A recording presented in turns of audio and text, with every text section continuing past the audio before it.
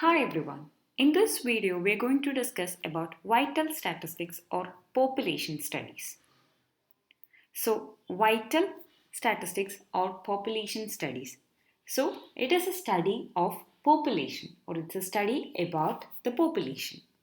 So, what is vital statistics? Vital statistics is defined as that branch of biometry which deals with data and the laws of human mortality, morbidity, and demography.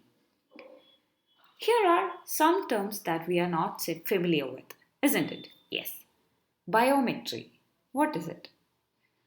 The biometry is the application of statistical analysis in biological data. So, vital statistics can be considered as a branch of biometry which deals with data. So, we are applying the statistics or statistical analysis into this biological data. And there are some other terms that we are not familiar, that is mortality, morbidity, etc. So mortality is a what? What is it? It is a condition of death or like it is a number of deaths. Morbidity is the condition of being deceased or having some disease. And demography is the population, isn't it? Yes. And so vital statistics can be defined in terms of this laws of human mortality, morbidity and demography, which is a branch of biometry. When we deal with vital statistics, it refers to the numerical data because we are getting the counts or we are getting the numbers, and so it is the numerical data. And also in vital statistics we come across some vital events. So, these vital events are those events of a human life, such as fertility or the birth, mortality or the deaths, the marriage, the divorce, the separation, adoptions, etc. So, the vital statistics deals with human population. Here is a definition of vital statistics put forward by Benjamin. Vital statistics are conventional numerical records of marriages, births, sickness, and deaths by which health and growth of community may be studied. So it's something like we're going to study about the community, and the numerical records of all these things are being kept. The uses of vital statistics in population. So the first one is study of population. The study of births and the deaths gives us an idea of the population trend of any region, community, or a country. For example, if the birth rate is greater than the death rate, then we can say that the population has an increasing trend. That is, the population is growing. Similarly, if the birth rate is less than the death rate, then there is a decreasing trend in the population. So, depending on what is the trend, what is a trend, what is a birth rate, what is a death rate, we can say whether the population is growing or population is decreasing. Next is the use of vital statistics in public administration.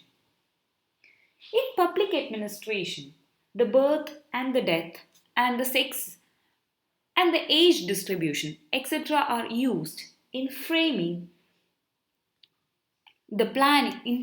and planning and the evaluation of the economic and socio development programs. So, the government or the authorities use these data for the public administration. Next is the guide spot for researchers. Yes, this vital statistics data is widely used by the researchers for their works for the upliftment of the society. So, the vital statistics data is important to many fields, and one of which is the population, next is the public administration, and others to the researchers. Now, the use to operating agencies. This vital statistics data is used by a lot of agencies for the appropriate remedial actions in various areas. Next is the actuarial science. So, the actuarial science is a science dealing with the insurances. So, coming to insurances, the birth rates, the death rates, and the morbidity rates, etc., are of so much importance because everything related to this insurance depends on all these data. So, the main uses of vital statistics stays on the study of population, its use in public administration, its use for the researchers, and its use in operating agencies, which may be the medical field, the planning, and all others, and to the actuarial sciences. Okay. Next is the methods of obtaining vital statistics. So there are two methods for obtaining the vital statistics data. That is, the first one is registration method and other is the census method. So coming to the first one, the registration method. So this is important source of obtaining the vital statistics through the registration method, which consists of continuous and permanent recording of vital events pertaining to births, marriages, migration, etc. So it is like registering all these events at some local bodies. These data, in addition to their statistical utility, also have their value as legal documents because it is the registered with solid proofs.